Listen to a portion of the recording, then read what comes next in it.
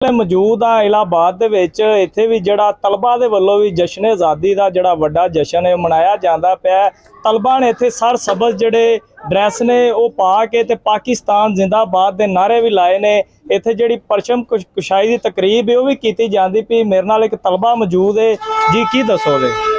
जी यही बताना चाहूँगी कि हमारा मुल्क सबसे खूबसूरत, हमारा अपना मुल्क हर किसी को प्यारा होता है और हमें भी ये मुल्क बहुत अजीज़ है क्योंकि ये बड़ी ही कोशिशों के बाद मिला है हमें। ये कोई आसानियों से नहीं मिला।